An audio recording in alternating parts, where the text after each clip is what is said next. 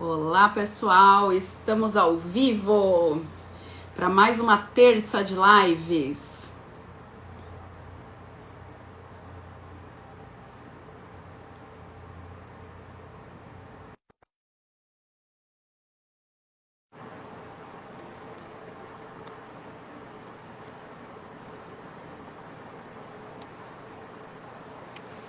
Olá, Olá, pessoal! Mais uma terça de muito terceira live. conhecimento, de Boa lives. noite. Boa noite. Boa noite. Boa noite a todos que estão nos assistindo. Esperar Boa um pouquinho o noite, pessoal aí Mariana. entrando. Boa noite, gente. Estão me ouvindo? Então, Estamos estamos sim. ouvindo. Deixa eu aumentar aqui. Certinho.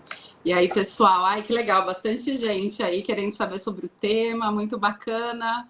Mais Quem uma tiver vez, perguntas durante a live, pode ir mandando aqui, que no final a gente lê e responde todas as perguntas. com certeza, com certeza. Mais uma vez, vamos agradecer aí a professora Mariana Quirino por ter aceito aí nosso convite, porque nós, né, quando começamos aí na nossa carreira acadêmica, nós tínhamos muitas dúvidas, né, Tinha. Isa? E aí, assim, muitas vezes a gente acaba caindo aí na carreira acadêmica e aí acaba descobrindo as coisas no meio do caminho, né? Quando já está dentro. Então, assim, essa live vai ser muito importante para quem quer ingressar na carreira acadêmica, já conseguir entrar tendo uma noção de como as coisas funcionam. Porque às vezes a pessoa tem o interesse de começar fazer um mestrado e depois seguir para um doutorado e não tem a mínima ideia de como as coisas funcionam. Eu mesmo tinha muitas coisas que eu fiquei perdida e muitos colegas aí na trajetória e professores me ajudaram. Então, professora Mariana vai ajudar aí a esclarecer para todo mundo. Vamos apresentar professora Mariana Quirino, fazer uma breve apresentação aí do currículo. A professora Mariana fez a especialização em radiologia odontológica e imaginologia na São Leopoldo Mandic, o mestrado em odontologia na UFG, UFG. UFG daqui na de Goiânia. UFG, o mestrado na UFG e o doutorado em estomatologia e biologia oral na USP, e o pós-doutorado em estomatologia, patologia e radiologia na USP. Ela fez também um doutorado sanduíche na Bélgica e atualmente é professora na área de radiologia e imaginologia na São Leopoldo Mandic, também professora dos cursos de especialização, mestrado, de cursos de capacitação em tomografia, no qual eu e a Pessoa de Isadora... grande bagagem, né? Exatamente. Eu e a Isadora tivemos a honra de termos a professora Mariana Quirino como professora, né? Então, muito obrigada mais uma vez pelo aceite aí do convite, Mariana. Nossa, eu que fico muito feliz pelo convite. É muito bom encontrar. É sempre muito bom a gente encontrar os ex-alunos, né? A gente acaba virando amigo durante os cursos. E encontrar vocês trabalhando juntas, trabalhando com uma coisa super legal, é muito bom. Ter a possibilidade também de falar um pouquinho, de explicar um pouquinho sobre a carreira docente, que eu sei que muitas pessoas têm dúvida. Na verdade, eu esqueci de acrescentar aí nessa lista a especialização em odontologia legal, que é bem recente, eu terminei na semana passada. Legal, que legal. Mais uma Professor nunca especialização para o para de currículo. estudar, né? Que tem tudo a ver com a Então, radiologia também, né? O odonto legal tem tudo a ver com a que radiologia. tem tudo a ver com a radiologia, é uma área correlata, assim, as duas andam juntas. Então, e também sou especialista pela São Leopoldo Mandic. Então, eu tenho tanto a formação lato sensu quanto a estrito sensu aí em diferentes instituições.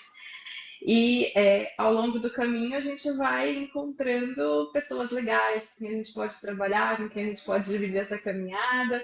E a gente vai aprendendo e vai ficando amigo dos alunos e vai torcendo pelo sucesso de todo mundo. Então, mais uma vez, meninos, muito obrigada. A gente que agradece. Então vamos lá, vamos começar aqui com a primeira pergunta, que talvez pode ser a dúvida de muitas pessoas. Ó, a professora Monique Kelly aí na live também. Oi, professora Michele. Participa aí com a É. gente. Posso fazer um mestrado sem ter feito uma especialização, professora Mariana? Sim. E aí, eu vou voltar, eu vou puxar um outro gancho aqui para dar uma explicada no que são os programas de mestrado que a gente tem hoje no Brasil.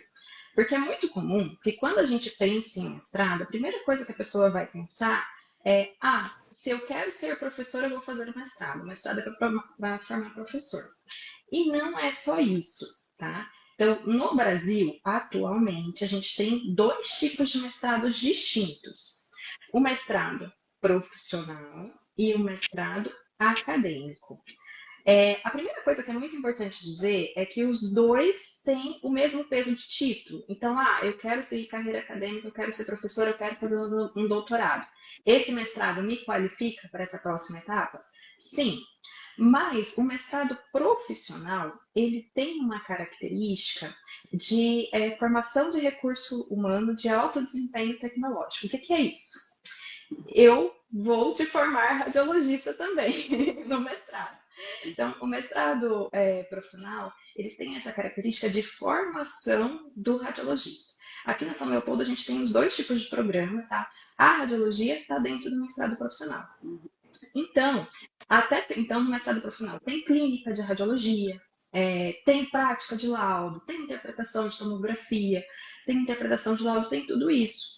Então, conhecendo esse aspecto do mestrado profissional, inclusive o CFO tem uma resolução de 2011 que, ao terminar o mestrado profissional, você pode requerer o título de especialista, desde que essa área, desde que esse mestrado que você tenha feito seja dentro de uma especialidade reconhecida pelo CFO. Então, por exemplo, o mestrado da radiologia e imaginologia odontológica é uma especialidade reconhecida pelo CFO. Então, você pode fazer essa equivalência. E aí, essa seria tudo isso para dizer que sim, você pode fazer um mestrado mesmo que você não seja especialista. Isso pode, inclusive, ser um caminho para a sua especialidade. Perfeito, É muito perfeito. bacana. E é exatamente o que você fez, né, Isa? Essa foi a sua Sim, experiência, né? não, eu fiz a especialização antes, mas o meu mestrado foi o mestrado profissional, né? Eu fiz lá na São Leopoldo Mandique. Diferente da experiência da Núbia, que foi um mestrado, fez um mestrado acadêmico, né? E está fazendo atualmente o doutorado numa faculdade pública. Então, são experiências diferentes, né? Que nós tivemos. E a gente vai falar um pouco também dessas experiências que a gente teve aqui no decorrer da nossa live. Uma segunda pergunta. Pode falar. Isa, Não, desculpa. pode falar. A Isa foi minha orientada, Sim. né, de mestrado no mestrado que a gente chama aqui do nosso mestrado especial, tá? O mestrado especial, ele está dentro do mestrado profissional, no programa da CAPES. Então, para uma instituição ter um mestrado, ela tem que ser credenciada à CAPES, que é um órgão do governo federal, e ela tem que estar vinculada, esse mestrado tem que estar vinculado a uma instituição de ensino superior. Então, aqui, credenciada no MEC. Então, aqui a gente chama faculdade de odontologia e medicina. E aí, dentro desse nicho que a gente estava falando, né, de mestrado profissional e de mestrado acadêmico, a radiologia aqui está inserida dentro do profissional.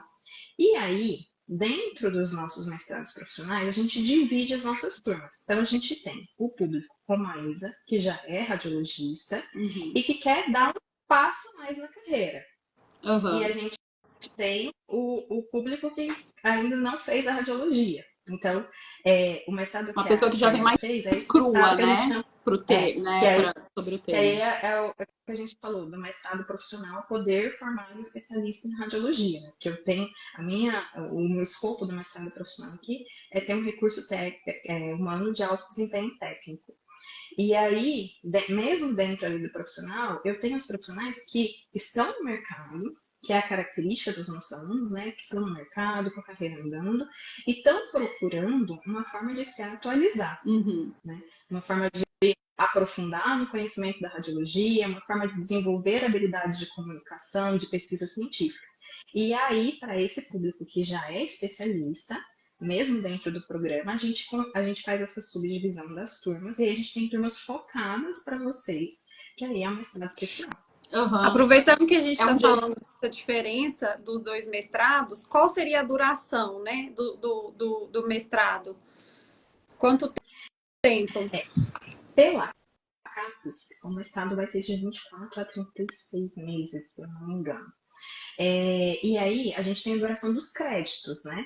Então, no mestrado especial, a gente vai ter, vamos dizer assim, os créditos num período um pouco mais curto, e vocês vão ter mais tempo ali para desenvolver essas pesquisas. E no mestrado profissional, a gente vai ter uma carga horária de clínica bem maior. Então, aí a gente vai, por exemplo, a gente está com um curso de mestrado profissional aberto agora, para matrícula, que a gente tem, acho que são 32 meses de duração, se não me falha a memória, e ele vem atrelado com a capacitação em gestão, porque a gente sabe dessa necessidade de Que mercado de bacana. radiologia, e Nossa, muito atrelado bom. com uma capacitação em ultrassonografia.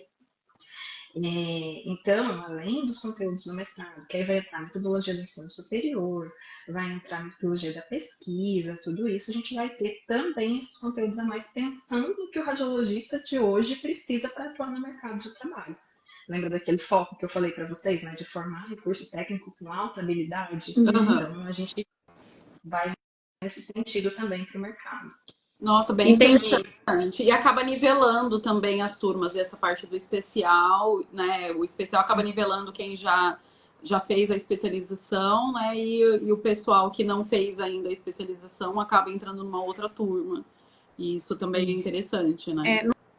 No meu caso, o meu durou 2 anos, né? Eu fiz as matérias básicas no tempo certo, e aí acaba que também vai depender um pouco do seu desenvolvimento do projeto de pesquisa, né? Se você conseguir desenvolver o projeto de forma mais rápida, no tempo certo, em 2 anos, 2 anos e meio, você consegue concluir. Agora, se for um projeto que às vezes é mais extenso, se você está trabalhando ao mesmo tempo e não consegue se dedicar tanto àquele projeto, acaba que leva mais tempo. Eu não sei quanto tempo que a Núbia fez, quanto tempo você fez o seu. Então, na faculdade pública você tem também Quando eu entrei eram 22 meses e aí depois a CAPES protelou para 24, agora viraram 24 meses. E aí você tem a possibilidade de você prorrogar por mais um ano e aí você precisa da autorização da universidade. Aí acaba que você precisa passar por um outro processo que acaba sendo um pouco diferente da universidade particular. Você precisa passar por todo um processo interno burocrático, né? Porque você está sendo subsidiada pelo governo. Né? Pública é tudo mais burocrático, né? Existem prazos mais limitados, tem algumas diferenças maiores, né? Com certeza. E tem até uma pergunta aqui, vamos lá. Para fazer, a Daisy perguntou: Oi, Daisy, tudo bem? Para fazer o mestrado numa faculdade pública, é só se candidatar ou precisa ser convidado? Tem processo seletivo, né? Então, assim, e aí cada programa vai definir o seu processo seletivo de acordo com os editais do programa. Tem programa que isso vai passar por prova, tem programa que isso vai passar por prova de inglês, tem programa que isso vai passar por análise de currículo, tem programa que vai passar por entrevista também. Vai ser uma especificidade de cada um dos programas, na verdade. São abertos geralmente editais, né? E aí você tem que ficar atento, assim, eu quero me candidatar para aquela área naquela universidade. Isso. Fica atenta. Tem universidades, por exemplo, que tem um processo contínuo para a pessoa entrar, né, naquele programa. E depende muito de cada programa, assim, não é nem da faculdade em si, é do programa, de cada programa mesmo, cada um funciona com um regimento diferente. Né? Eu posso falar também lá pela USP. Então, assim, é interessante você ir atrás e, assim, se você conhece, já tem um professor que você conhece e tal, é interessante você ir pela linha de pesquisa do orientador, né? E isso é interessante a gente também estar. Porque às vezes você fala assim, eu gosto de uma certa área, eu gosto de trabalhar com tomografia. Não, eu gosto de trabalhar com ultrassom, que nem, né, uma área que você falou. Você tem que buscar um orientador que trabalhe já com essa área de pesquisa. Geralmente, nos editais, eles colocam lá já os projetos de pesquisa das faculdades públicas, né? Já colocam as linhas de pesquisa dos professores. Então, você não precisa ser convidada. Basta você fazer o processo seletivo e passando na prova, que cai geralmente metodologia científica, inglês, né? Ou faz o de inglês separado, depende do programa. E aí você passando na prova, você pode entrar no programa de mestrado. Mas o convite, ele existe geralmente quando o aluno está na faculdade, na graduação, e aí o professor vê que aquele aluno se destaca, né? E convida, mas ele vai ter que passar pelo processo seletivo da mesma forma. Do mesmo jeito, da mesma forma. É interessante até isso que você falou, né, Isa, em relação a inglês, né? Tipo, aí na Mandic precisa fazer alguma prova de inglês ou não, Mariana? Não precisa, né, fazer um processo seletivo relacionado a essa parte de inglês. Já dependendo da universidade, tem provas que são a própria universidade que aplica a prova de inglês, ou outras exigem as provas de inglês, tipo o TOEFL, né, que são provas que você tem que trazer uma pontuação mínima que é exigida também por cada programa. Não é nada universal, né? Tudo vai sendo adaptado de acordo com cada edital. Então, e quando você vai se candidatar, você fica doido. Você fica doido com cada norma, com cada documento que você precisa, histórico, de faculdade, tudo isso, eles vão te pedir, né? Vai ser solicitado. Sim. Eu acho que isso daí é solicitado também, histórico, né? Sim, currículo, sim, os comprovantes, as comprovações, os diplomas, tudo isso. Isso é até para a gente poder entender, né? E como eu disse, a gente tem uma mestrado especial que é para quem já é especialista. Então, existe essa análise, sim. Então, na Mandic, quem vai fazer em faculdade particular, né? Geralmente a análise para entrar no mestrado é currículo. E é claro, você precisa de ter um nível de inglês, porque acaba que não tem como, você vai ter que ler muitos artigos, né? E os artigos são 100% em inglês, praticamente. Hoje em dia, graças a Deus, tem inteligência artificial, né? A gente tem ferramentas muito boas. Então, assim, a proficiência de inglês que se espera eu até brinco com a Isa, falo assim, Isa, como que foi? Como que foi trabalhar com esses artigos em inglês? A gente trabalha isso, mas assim, num grau até de possibilidade de desenvolvimento mesmo, que aqui é o momento para desenvolver essas habilidades também. Então, aqui é o momento, pensando no objetivo do programa, de aprender a fazer uma busca de artigos relevantes, de aprender a ler com crítica artigos. Então, isso também faz parte do desenvolvimento. Eu não espero que vocês já cheguem sabendo disso. Isso também vai ser uma habilidade desenvolvida durante todo o processo do programa, né?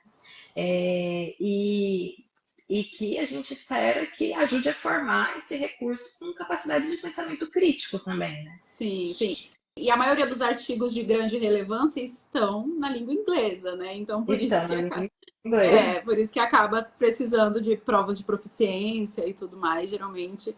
Quando não precisa, é desejável que você saiba pelo menos um pouco, né? Mas assim, eu sempre brinco e eu dou o meu exemplo. Eu fui aquela pessoa, sabe aquela escola de inglês que a gente faz a vida inteira?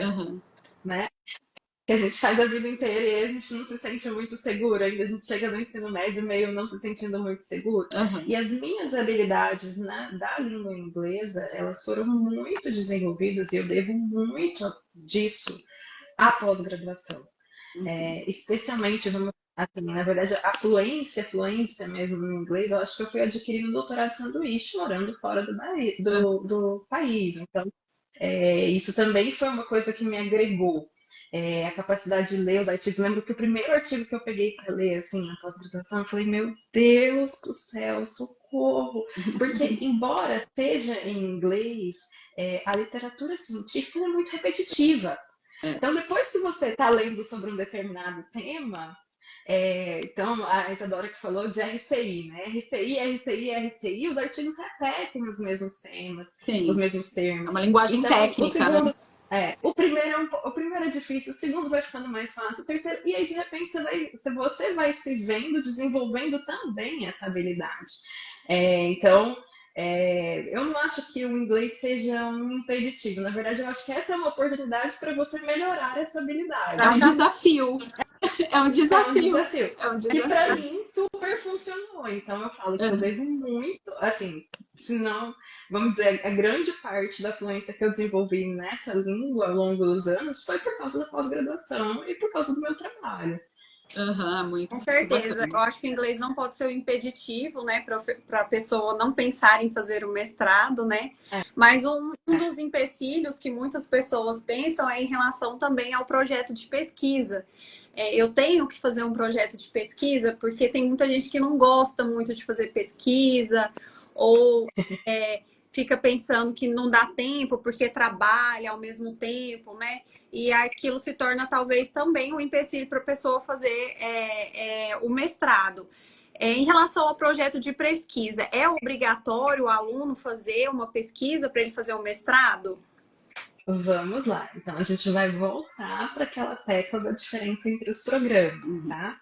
Então, lembra, mestrado profissional e mestrado acadêmico. O mestrado acadêmico, ele tem essa característica da produção acadêmica. O que é essa produção acadêmica? Basicamente, produção científica em periódicos de seletiva política editorial. O que traduza, professora? Periódicos com revisão por pares, tá? Então, revistas científicas internacionais. Foi o que a Isadora fez. A Isadora finalizou o mestrado dela com um artigo publicado num periódico de renome internacional, que é o Journal of Endodontics, com foco que é classificado pela CAPES em altíssima conta e tem pelos pares também em altíssima conta. Então, é um periódico de seletiva política editorial de excelente qualidade. E aí a Isadora fez um programa profissional, certo? Então, essa foi Uhum. uma opção que ela fez ali dentro do programa dela. Ela falou, olha, quando eu conheci a Isadora, ela chegou para mim e falou assim, professora, eu quero trabalhar com uma pesquisa com isso, não foi? Foi. Já fui Eu quero focada. esse tema. Ela já veio focada. Então, ela já veio focada, eu já tenho essa pergunta de pesquisa, eu quero avaliar esse tipo de alteração em tomografia. Eu falei, vamos embora, Isadora, vamos juntas. Mas, dentro do programa profissional, existe também a possibilidade de produtos técnicos e tecnológicos. Então, lembra que o meu objetivo aqui é formar um recurso com alta capacidade técnica, né? O que é isso? O que é um produto técnico e tecnológico? São vamos dizer assim, outros tipos que tenham peso da sociedade. Então, por exemplo, sabe a patente? Então, nossa, professora, por exemplo, sou da ortodontia. Desenvolvi um novo aparelho ortodôntico aqui que ninguém desenvolveu ainda, que faz uma coisa diferente, etc. Ou desenvolvi um novo tipo de posicionador, pelo exemplo simples, tá? Desenvolvi um novo tipo de posicionador que vai ajudar um grupo específico de pacientes, numa situação específica. Ninguém pensou nisso ainda. Você pode patentear isso. E isso Uhum. pode ser o seu produto de dissertação do mestrado Uhum. profissional. Ou, por exemplo, professora, estou desenvolvendo um software. Eu tive uma ideia de um software. Então, vamos Aham. tentar isso e posso desenvolver esse software como parte do meu mestrado. Produto didático. Então, por exemplo, eu tenho uma aluna que ela lauda ressonância há muitos anos. Ela tem uma experiência muito ampla com ressonância. E ela falou, professora, a ressonância de ATM é um assunto que nós dentistas temos muita Uhum. dúvida. E a gente tem dificuldade do passo a passo. Vamos fazer um manual ilustrado de ressonância? Muito bacana. E aí, esse foi o produto de Muito legal. mestrado dela que está pronto. Que uns dias eu mando o link para vocês. Pode mandar. Mas, professora, por que produto técnico? É uma coisa mais simples? De jeito nenhum. Uhum. Às vezes as Não é a pessoas pesquisa pensam, científica, o foco é outro, né? Mas, assim, por exemplo, o manual dela, a primeira coisa que ela fez foi entender como que esses protocolos de ressonância estavam sendo feitos. Então, ela consultou especialistas. Uhum. Depois, ela fez uma pesquisa em base de dados, a gente fez uma revisão bibliográfica. Ela ilustrou todo esse manual, teve aprovação do Comitê de Ética, né? Ilustrou tudo isso com imagens Uhum. clínicas, imagens de ressonância, Então agora ela tem, aí agora eu tenho lá um manual de 40 páginas, vamos dizer assim, com centenas de imagens, explicando, por exemplo, como eu vejo um deslocamento de disco na Nossa, ressonância e o passo muito a passo bom. para laudar isso. Eu acho que Então, as pessoas ficam pensando em pesquisa como algo muito complexo, difícil, mas às vezes tem coisas que podem ser úteis no dia a dia e que não vão ser tão difíceis de desenvolver, né? Então, Verdade. e eu acho que talvez a pesquisa ela não precisa de fugir tanto do dia a dia, assim, ficar preso ali só no laboratório, né? Acho que a gente pode produzir materiais, ou até desenvolver uma pesquisa que vai ser aplicável no dia a dia, né? Pro dentista clínico ali também, né? Ou pro radiologista que está laudando. Com certeza, sim. com certeza. Então, assim, dentro do profissional, a gente tem a opção desses outros produtos técnicos e tecnológicos, que a gente tem toda uma gama que é qualificada pela CAPES, que é reconhecido. A gente tem regras para isso dentro da instituição. Então, como que eu posso apresentar um material didático como produto técnico? Como que é apresentado uma patente? Então, mas a gente tem a possibilidade de outros desenvolvimentos que não só um artigo científico, vamos dizer assim, para a dissertação de Ah, mestrado. muito bacana. Jéssica Arcoverde está falando, Mari maravilhosa, sou fã. A Já Jéssica, a gente tem. está aguardando ela para o mestrado, Jéssica, viu, Jéssica? Olha, não perca Jéssica, essa oportunidade. acho que essa live é uma indireta para Jéssica. É. Né? Tô achando que é uma indireta para Jéssica. E, Mariana, eu percebi assim que a sua área de pesquisa acaba sendo bem ampla, né? Você é uma pessoa que consegue absorver diversos temas e também consegue absorver assim as ideias dos alunos e ver essa viabilidade do que os alunos te trazem, né? Você acaba conseguindo ter uma mente aberta aí para diversos Sim, temas, ela né? tem, viu? Ela tem. Você falou de ressonância, a Daísa, né, foi RCI, e aí acaba. E atualmente você Então, tem feito o quê? Qual é a sua área de pesquisa? Quais são os seus projetos de então, pesquisa, sua área de vamos dizer pesquisa? que a minha principal linha de pesquisa que eu venho desenvolvendo desde o doutorado é a avaliação de qualidade óssea em diferentes situações. Então, lá no doutorado eu trabalhei com microtomografia, isso foi uma parte do meu doutorado na Bélgica.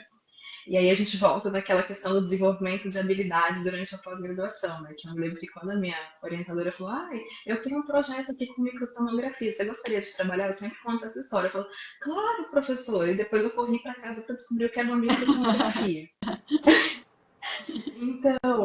Então eu comecei a trabalhar com qualidade óssea lá no doutorado, com microtomografia, segmentação de imagem, análises mais avançadas de imagem. E isso seria, vamos dizer, minha principal linha de investigação já há alguns anos. E aí, diferentes situações clínicas, como que a gente pode ter aspectos diferentes de qualidade óssea na microtomografia, na tomografia com IBIM, em grupos distintos de pacientes, como anemia falciforme, etc. Como que esse osso pode apresentar, como que a gente pode quantificar essas alterações ósseas. Então, eu diria que essa é a minha principal linha, que envolve tomografia, microtomografia, e agora a gente partiu para nanotomografia, que aí a gente também está nessa linha de qualidade óssea.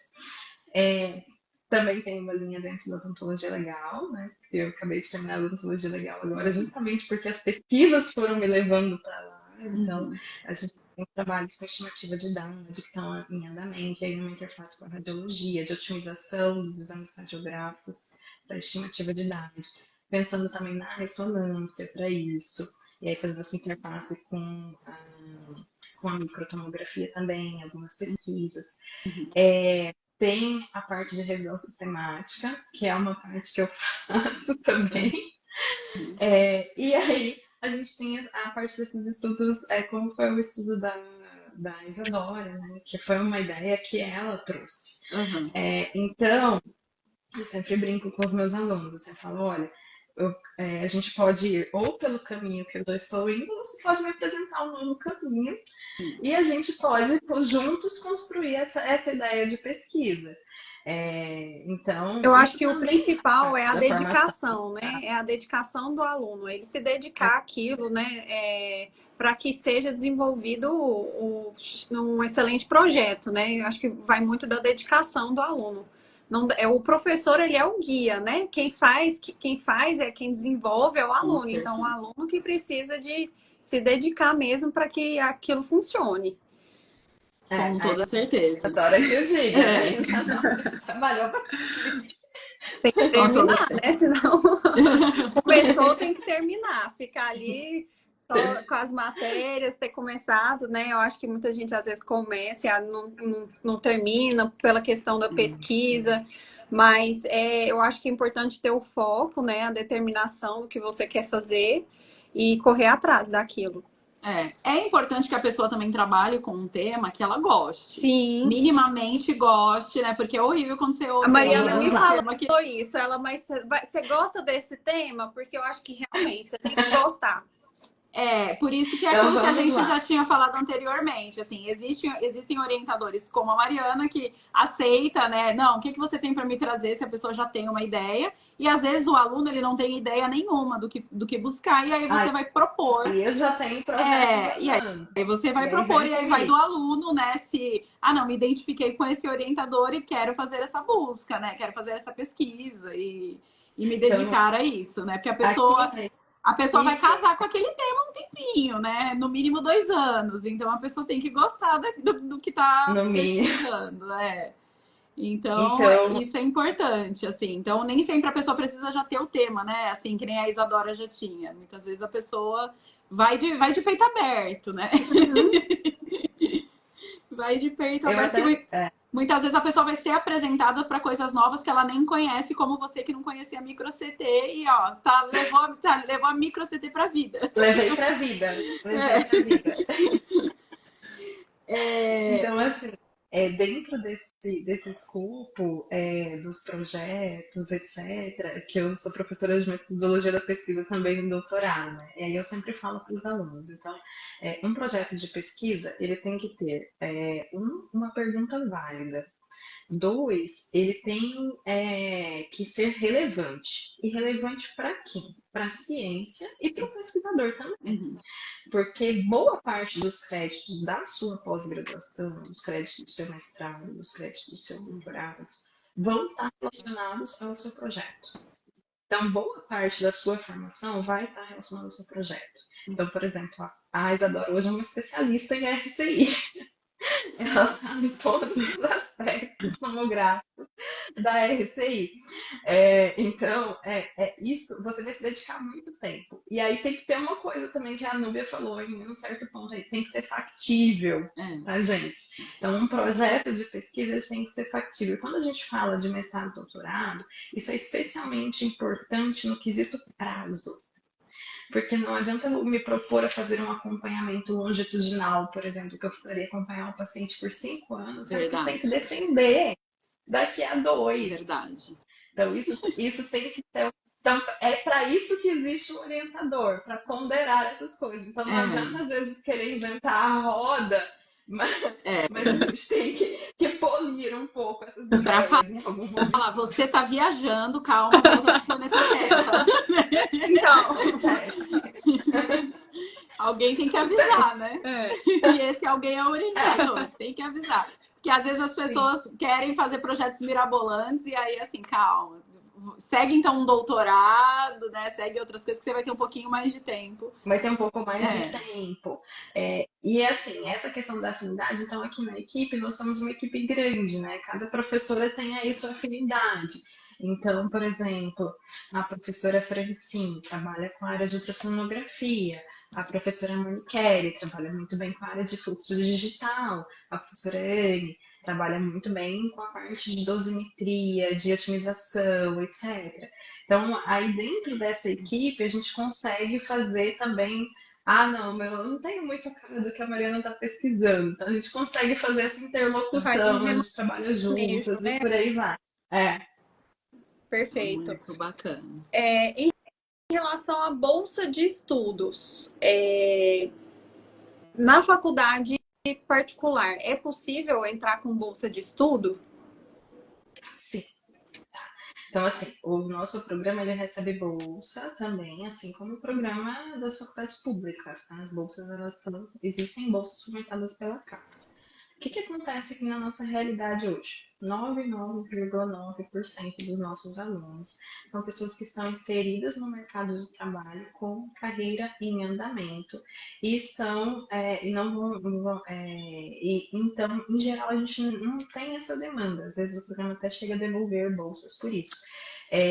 Mas assim, se o aluno vier e falar, olha, quero ficar dedicação exclusiva, quero trabalhar, a gente tem agência, a gente vai via agência de fomento e existe essa possibilidade, sim. Bem interessante. E é interessante também a gente falar que, assim, na universidade pública, também não são todos os alunos que têm o direito à bolsa. Não é porque você vai fazer um mestrado, ou um doutorado, ou um pós-doutorado numa universidade pública que você não vai pagar por esse mestrado e esse doutorado, você não vai pagar uma mensalidade.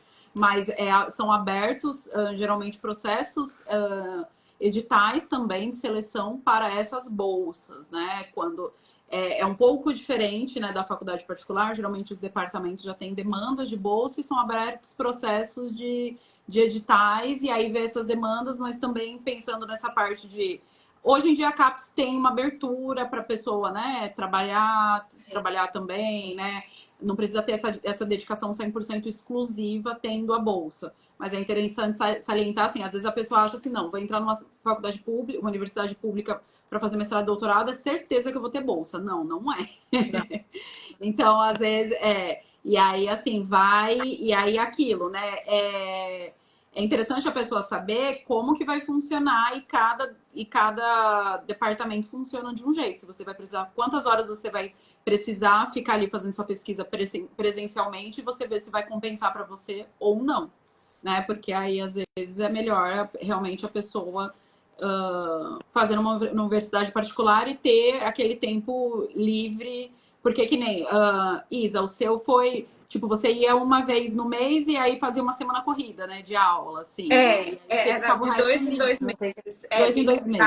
2 em 2 meses, a semana toda, aí a gente tinha alguns módulos presenciais e outros online. Então, o primeiro ano é mais você pegando todas as matérias que são obrigatórias, né? Que a gente chama de créditos, né? A gente chama mais Isso. de créditos. Os benditos créditos. E aí, depois que você faz, no segundo ano você já se dedica mais ao projeto, né? Do que as matérias, os créditos em si. Mas o meu foi nesse formato de bimestral, né? Eu acredito que todos os mestrados lá são assim, né? Bimestrais, as aulas, ou não? Tem alguns que são todo mês. Então, a gente conhece a realidade dos nossos alunos, né? Como eu disse para vocês, a maioria do pessoal está inserido no mercado do trabalho, com a carreira em andamento. Então, pensando que a dedicação de vocês é parcial, a gente concentra os créditos de uma maneira que isso seja factível, né?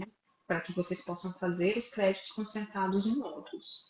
E aí a dedicação à pesquisa de cada um vai ser feito dentro daquilo que for acordado com o orientador e dentro daquilo que for acordado como o seu produto de dissertação, seja no acadêmico ou seja no profissional. E quais são os valores das bolsas hoje que vocês têm visto? Núbia que está dentro. É a Núbia que vai ter que responder essa. A bolsa de mestrado teve um reajuste, né? Recentemente. Estava 9 anos, né, sem reajuste. Então, a bolsa de mestrado está 2.200 pela CAPES, né? Porque existem outras agências de fomento também que você pode solicitar essas bolsas, como a FAPESP, né? Enfim. E pela CAPES, que a maioria das bolsas acabam sendo pela CAPES, 2.200 a bolsa de mestrado e 3.100 a bolsa de doutorado, tá? Teve um reajuste considerável, visto os anos que não se tinha reajuste dessas bolsas. Então, é interessante para o pessoal. É interessante assim para o pessoal ter uma noção de como funciona. E assim, Mariana, o que você vê? Vamos dar assim, elucidar aí para o pessoal também a diferença entre o mestrado e o doutorado também, né? Assim, é interessante falar aí as diferenças disso para a galera. Tá, sobre o mestrado e o doutorado. Então, o mestrado tem 2 modalidades, né? Que a gente já falou aí várias vezes. Aham. E o doutorado, ele se insere dentro do acadêmico, tá? Então, o doutorado no Brasil é, vamos dizer assim, o passo mais alto dentro da formação acadêmica. Para quem é o doutorado? Para aquela pessoa que terminou o mestrado profissional ou acadêmico, que os dois vão qualificar para isso. Existem alguns programas no Brasil que aceitam doutorado direto, né? Não sei se isso ainda está Sim, valendo. sim, vale sim. Sim, né? Aham. Então, Ele é mais eu fico um longo, pouco na né? dúvida. Ele É, acaba sendo ele mais é, longo. ele é um pouco mais longo. E aí, o doutorado é para quem quer ser, é, quer dar um passo a mais dentro da carreira acadêmica. Então, o doutorado, eu sempre falo para os meus alunos que forma pesquisador e docente. Então, dentro do doutorado, eu quero que o aluno desenvolva capacidades de pesquisa, né? Que ele desenvolva capacidades de docência. Então, uma tese de doutorado, invariavelmente, vai ser convertida numa produção científica. Uhum. Não existe a possibilidade de um produto técnico. Acho que tem uma pergunta aqui, como especialista, posso partir direto para o Uhum. doutorado? Aí depende do É. programa, tá? Depende da faculdade. E, em geral, quando você vai para o doutorado direto, esse doutorado, como a Nubia disse, ele é o mais longo. Eu posso dar uma explicação, porque lá na USP eu sou. Por favor. Como eu sou, eu sou Claro. suplente de representante discente lá do departamento. Então a gente acaba sabendo um pouco das É o burocracias lá, como Gustavo funciona. que está perguntando para gente. Então, Gustavo, existe sim essa possibilidade, mas acontece o seguinte: você tem que conversar, você já teria, antes de entrar, você já tem que ter uma conversa com quem vai ser seu orientador, tá? Geralmente, e aí, assim, para você ser aceito, vai ser feita uma análise de currículo um pouco mais criteriosa para ver se realmente você vai conseguir atingir ali os critérios que vai ser julgado necessário para você passar por uma comissão e realmente ser aceito. E aí, assim, o prazo para um doutorado direto é um pouco maior, né? Porque você também vai ter mais créditos a cumprirem. É como se você fizesse os créditos do mestrado e do doutorado juntos. Pelo menos lá acaba sendo assim. Lá no programa de radiologia existe essa possibilidade, lá na USP. Mas existe sim essa possibilidade. Uma coisa que eu, particularmente, eu acho interessante fazer as coisas separadas, tá? Eu vou falar da minha experiência e aí eu acho interessante também as meninas falarem da delas. Porque, assim, a gente entra no mestrado perdido, né? Que nem eu falei. Eu entrei, muitas coisas a gente não sabe como funciona e a gente vai aprendendo. Quando você cai direto no doutorado direto, né? Assim, você acaba tendo que correr um pouco mais. Você tem um pouco mais de tempo para fazer, né? A sua tese e tudo mais. Você acaba tendo que correr um pouco mais né? O seu processo acaba sendo um pouco mais corrido. Então, é isso. Eu acho que é interessante você passar primeiro pelo processo de mestrado e depois fazer um doutorado. Eu acho que acaba sendo mais válido. Mas tem muitas pessoas que fazem o doutorado direto, assim, também. Mas ocorre uma análise de currículo um pouco mais seletiva. A Daisy perguntou sobre a bolsa, é fácil conseguir? Então, aí depende, que nem a Mariana tinha falado, né? Aí depende se o seu aluno já não trabalha, né? Já tem algum. Depende de cada programa, depende de quantas bolsas esse programa tem disponível. Você pode conseguir bolsa via projeto, então dependendo, você submete um projeto a uma agência de fomento, ou você pode, por exemplo, o programa tem ali as bolsas que já estão disponíveis, aí depende do que é acordado também, você vai ficar com dedicação exclusiva, você vai ter esse tempo, ou isso não é uma exigência do departamento ou da faculdade ali naquele momento, porque a CAPES também abriu essa prerrogativa. Então, depende muito de quantas bolsas estão disponíveis. Alguns programas fazem nesse processo seletivo inicial. Então, vamos dizer, o programa tem 7 bolsas disponíveis. E aí, naquele processo seletivo inicial, faz um ranqueamento da colocação dos alunos e Exatamente. aí vai recebendo a partir desse ranqueamento. Então, cada programa vai ter uma realidade distinta. Agora, E aí vou muitas fazer vezes um ranqueia. comentário que eu não sei se eu estou certa. Como na faculdade pública tem mais procura por bolsa, eu imagino que se a pessoa tentar pela particular vai ser um pouco mais fácil, não? Não sei vai ser muita especificidade do programa também. Agora, não dá para dizer. Assim, porque também essas bolsas elas têm diferentes origens, né? É, Existem bolsas que vêm das agências estaduais, existem bolsas que vêm das federal. agências Uhum. federais, que vêm diretamente ali da CAPES, tem bolsa que é do CNPq. Então depende muito do que cada programa ali tem no seu escopo. Entendi. É. E nas faculdades, geralmente, os departamentos, eles já têm a quantidade de bolsa X para aqueles alunos daquele departamento. Então, assim, um terminou, já passa para o próximo. E aí, geralmente, eles fazem é feito um Ah, ranqueamento, né? É feito um processo seletivo, abre um edital, Uhum. é feito um processo seletivo no departamento, e aí tem alguns critérios de seleção. Tipo, produtividade já do aluno, e aí nível socioeconômico, e aí vai tendo essa parte, e aí vai tendo o critério de seleção de acordo com as bolsas que vão tendo disponíveis ali. e Às vezes, também às vezes. você entrar sem a bolsa não quer dizer que depois você não pode tentar, Isso, né? Porque depois exatamente. você pode tentar durante o mestrado ou o doutorado. Você pode conseguir depois. Porque aí, à medida que Exatamente. alguém termina, libera mais uma bolsa. É o que geralmente acontece. É o que geralmente acontece. A pessoa acaba pegando depois que já tá com. Acho que com a pandemia deu um pouco de bagunçada, porque atrasou muita gente a terminar, né? Mas aí acho que com o tempo vai regularizando aí. Sim, sim. Perdeu-se algumas bolsas. Pronto. É. Sempre tem. Vamos falar um pouquinho, que acho que foi o nosso tema principal da Sim. live, né? O que o mestrado e o doutorado ele acrescenta para a gente como profissional, né?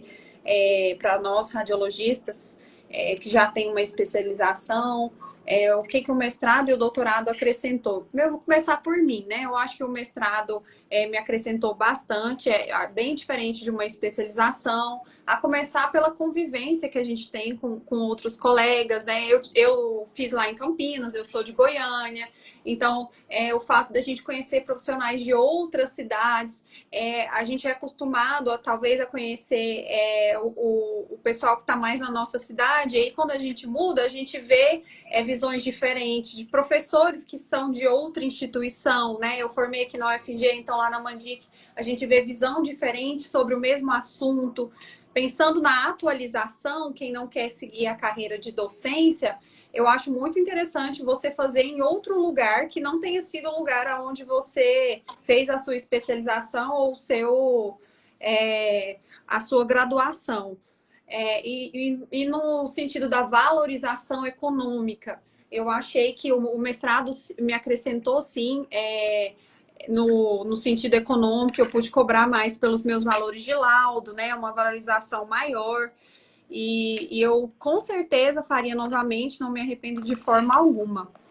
Também dei um pouco, dei durante 2 anos, dei aula numa faculdade durante o meu mestrado, então acabou sendo um estágio ali para mim. E assim, direto também aparece convite para a faculdade.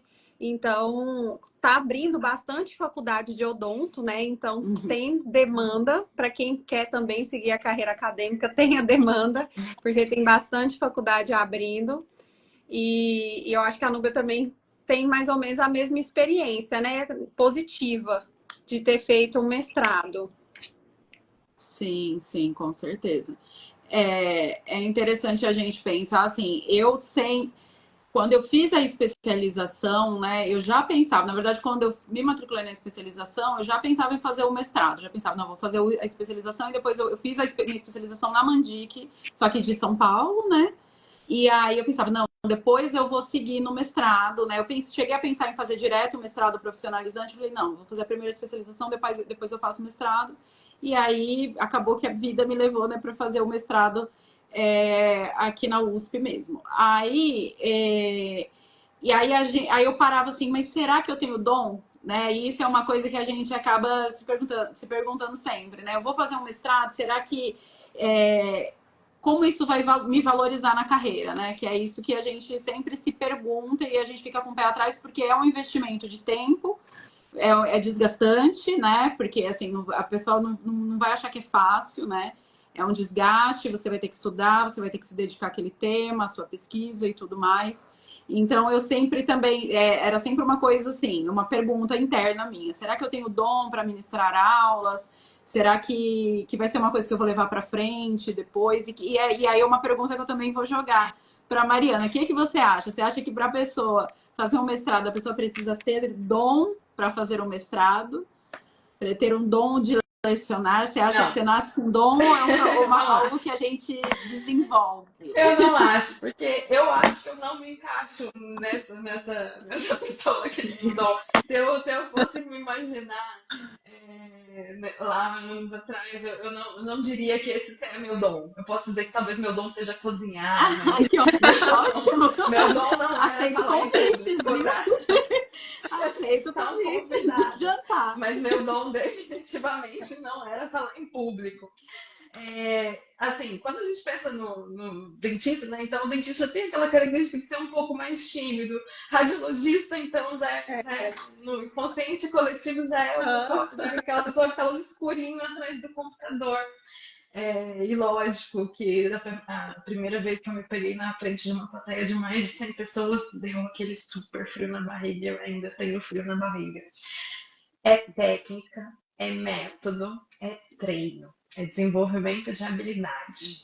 Então, eu acho que a gente tem que fazer uma reflexão sobre quem é o professor hoje em dia. Porque todo mundo, professor, acima de tudo, é um comunicador. E todos nós, em alguma instância, somos comunicadores. E às vezes a gente faz isso tão inconscientemente que a gente não faz conta disso. Então, por exemplo, quando eu estou fazendo aula à distância, que eu falo com o meu parceiro da clínica, eu estou me comunicando. Quando eu estou na clínica, que eu falo com o meu parceiro dentista, indicador, eu estou me comunicando. Eu me comunico com o paciente. Para quem está dando cursos curtos, como eu sei que vocês estão trabalhando, vocês são comunicadoras.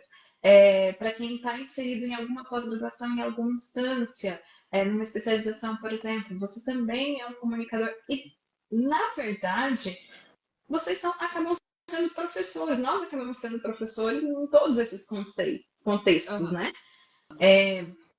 Então, a habilidade de falar em público, ela é desenvolvida. A habilidade de pensamento crítico, ela é desenvolvida. E é para isso que serve a habilidade de saber. Então, a gente tem um mundo com tantas informações ao mesmo tempo. Então, a habilidade de saber minerar essas informações, procurá-las no lugar certo, ela é desenvolvida. Então, assim, não tem.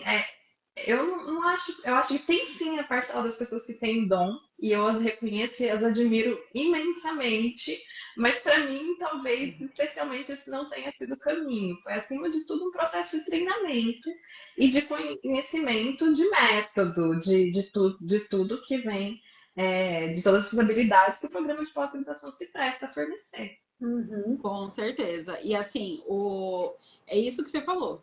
A gente desenvolve habilidades de comunicação, às vezes até pessoas. É engraçado isso, você ser professor, porque às vezes pessoas introspectivas, que são extremamente tímidas, quando estão na frente de uma sala de aula, elas se transformam, né?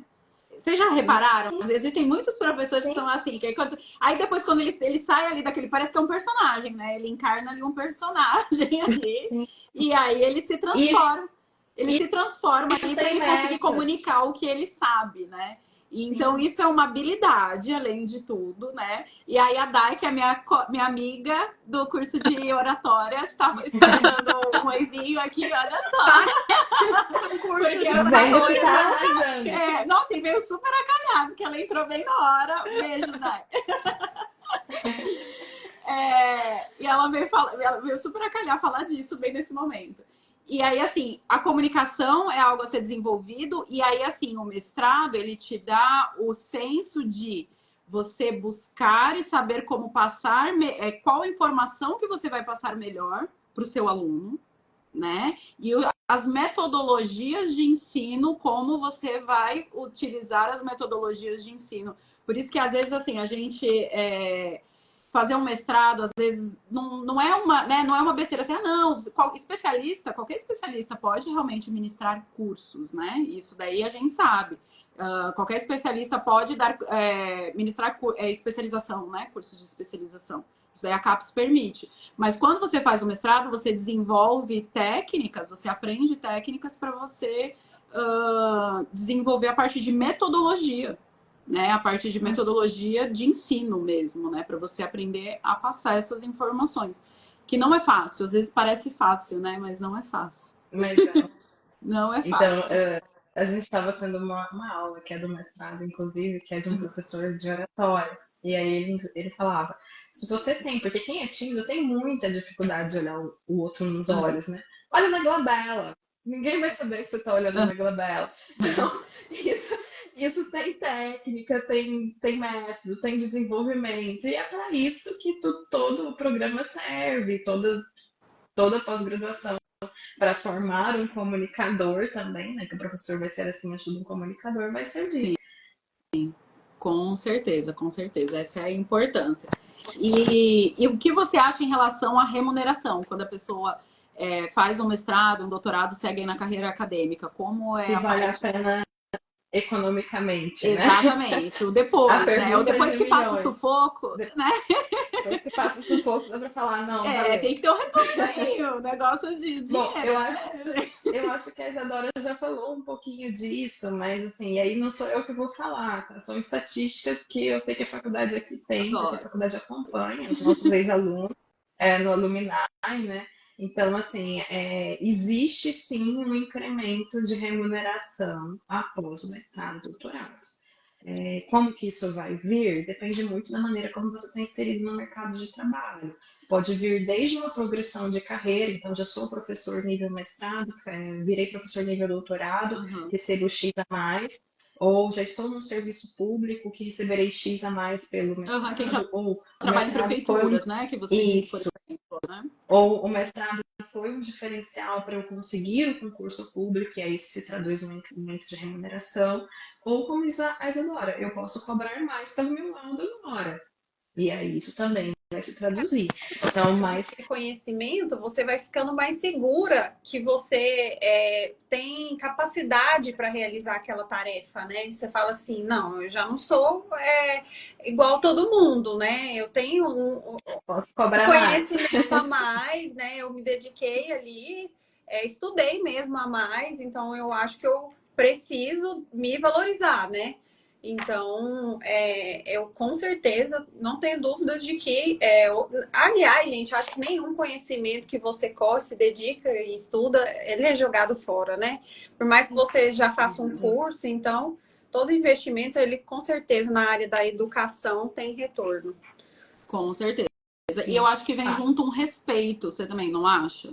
Eu acho que junto com acho. isso acaba. Porque assim, tem a parte estatística aí do IBGE também. Acho que é menos de 10% da população que tem mestrado, e eu acho que menos de 2% da população que tem um doutorado. Eu acho que é algo assim, né? Eu devia ter buscado ao certo para poder falar. E assim, tem uma parte do. Tem essa parte, assim, você está participando de uma parte da população. E isso cria também uma parte de você ter uma autoridade para você falar daquilo. Não é se Sobre sentir você. superior, gente. Também não estou Não, falando em relação a isso. É você ter é realmente autoridade. autoridade e propriedade no que você está falando, e com isso te traz um retorno financeiro. Sim, Gente, esse assunto ele é infinito. Se a gente for falar de mestrado e doutorado, tem milhares de perguntas, muitos Com certeza. questionamentos. A gente poderia ficar aqui o dia todo, né, falando, porque tem bastante coisa. Eu não sei se a gente deixou mais alguma coisa sem falar. Você tem mais alguma pergunta, Núbia? Eu acho que não. Eu acho que não. Eu acho que é interessante isso que a gente falou, né? É também um profissional que estudou mais, que se dedicou também se valorizar perante o mercado, né, Isa? É sim. sempre o que a gente fala. Porque isso que você tocou num ponto que a gente tem tocado em todas as lives. Quando você saiu daí, né, de Goiânia e foi fazer um mestrado ali em Campinas, é um networking, né? E isso é fundamental no nosso dia a dia, né? A gente está fazendo aí um networking. Vocês E se conheceram a gente se estudando, conheceu né? estudando, a gente se conheceu estudando e fazendo cursos, né? Então, assim, é um networking, você está ali. Quando você vai ver, surgem oportunidades de pessoas que Com viram ali o seu potencial. certeza. né? Viram ali o seu potencial ali sendo desenvolvido ali junto. Então, isso é muito importante. E também, quem se dedica um pouquinho mais tem que se valorizar ainda mais. Porque, que nem você falou, tá abrindo um monte de faculdade de odontologia, não sei até que ponto isso é bom, isso é ruim. Porque, né, existe até um movimento, às vezes, um pouco contra isso, porque muitas vezes não tem uma fiscalização tanto assim. Então, assim, os profissionais têm que se valorizarem também em relação a isso.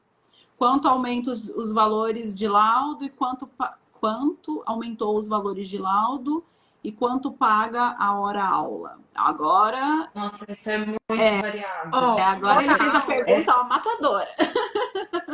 Eu vou falar de faculdade particular aqui em Goiânia de hora-aula. Mais ou menos, tá? Porque varia, mas assim, para mestrando é mais ou menos em torno de 42, 45 hora-aula. Isso é uma média. Tem umas que pagam mais? Tem umas que pagam 60 hora-aula? Tem. Então vai ali de 45 a 60 para mestrado. Isso falando de a hora-aula para graduação, gente. Existe também uma diferença de você ministrar a hora-aula para graduação e de você ministrar a hora-aula para especialização. Isso. Agora, para faculdade pública já é diferente, né? O valor de hora não é a hora-aula, é salário fechado, né? Um curso.